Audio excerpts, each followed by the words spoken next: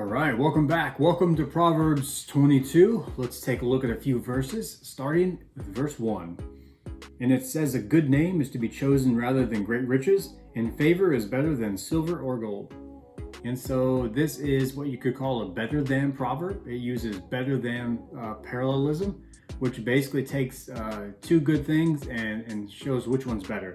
So in this case, it's you have a good name, which is good, and you have great wealth, which is also good, especially in the eyes of Proverbs. And Proverbs says here, if you only had to pick one, you should pick a good name, because it's far more valuable to have a good name than to have great wealth.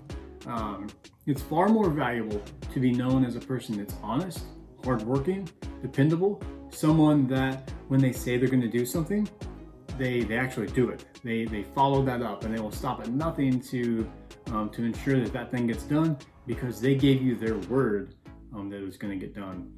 And so again, Proverbs just say that is far more valuable, and it is an intrinsic value. It's far more valuable than great wealth is. Let's look at another verse. Let's look at verse 6. It says, "Train up a child in the way he should go. Even when he is old, he will not depart from it." So we've talked about these kind of proverbs before, and this is all about just setting a really good example for your children. Really showing your children, the right way, getting them on the right path, and whatever you have to do that. That's what this is talking about. And by doing that, and sometimes children seem to kind of deviate from that, but you're planting seeds, and you don't always see that plant pop up in the short term, but they carry those seeds with them. And so when it comes to training your children up the right way, the best way to do this is to model this yourself. It's not enough to say one thing and do something else, and you can't use the excuse of, do as I say, not as I do. That's how you model hypocrisy. That's not how you model good character or strong values, or that's not how you get them on the right path. You're showing them how to be hypocrites rather than guiding them in their life path. So don't do that. Don't do that. Don't let that be an excuse that you fall upon. Well, do as I say, not as I do. You're doing more harm than good when you do that. Again, model good behavior.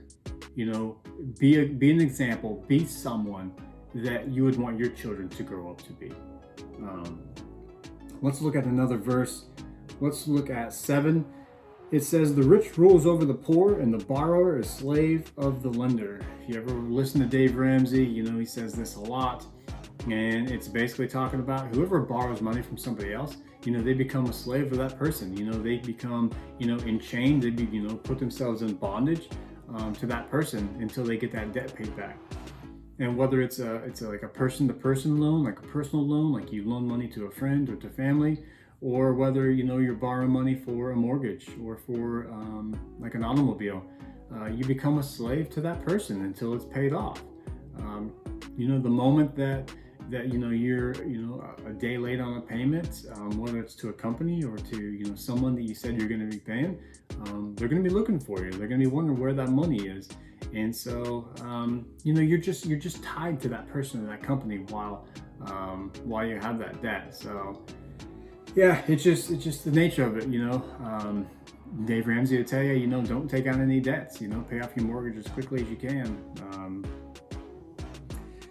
Let's look at another one. Verse 10, it says, "Drive out the scoffer, and strife will go out, and quarreling and abuse will cease." And so, this is really talking about, kind of your personal ecosystem, right? So like, who do you have in your life? Do you have a scoffer? Well, you should, push that person outside of the circle.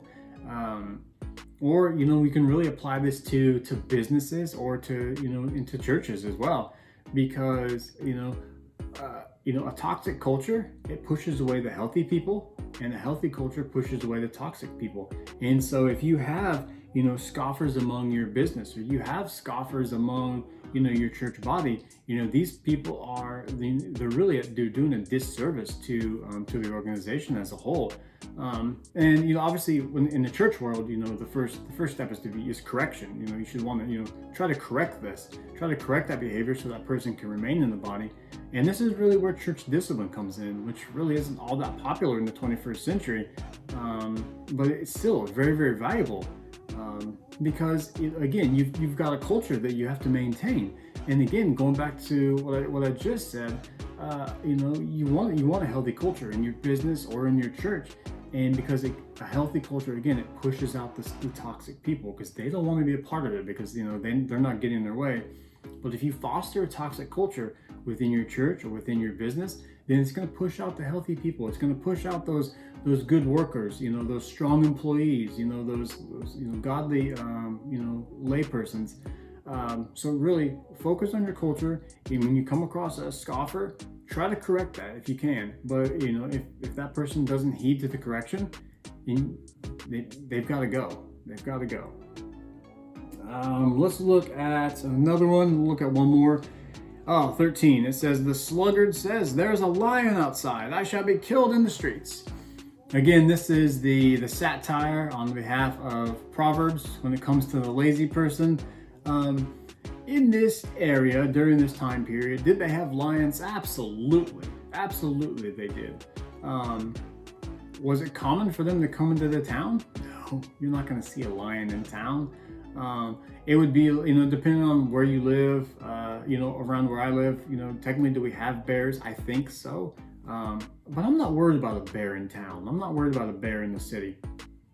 And that's kind of the idea here, is the sluggard's like, "Oh, I can't go outside. I can't go to work today. There may be a lion in the street and it's gonna devour me before I get to work. I better just stay home and play video games, blah, blah, blah, blah, blah." So that's kind of the idea here. Again, it's satire. Again, you've heard me say it before, and I'll say it again. Proverbs is very critical of the lazy person. Laziness is not biblical by any means whatsoever. So if you're lazy, get off your fanny and get to work. One comment about Proverbs 22, and you may have this heading in when you get to like verse 17, and it may say something along the lines of words of the wise. And so really from Proverbs 22 verse 17 to Proverbs 24 verse 34, it's kind of like this. Some people will break this up into like a separate section and say that these are the words of the wise. So not necessarily from Solomon, but from other wise people. That's just kind of a side note. I'm not necessarily going to focus on that. That's not necessarily the point of these videos, but I just kind of wanted to point that out to you. So that is Proverbs 22. I hope you enjoyed, and we will see you in the next video.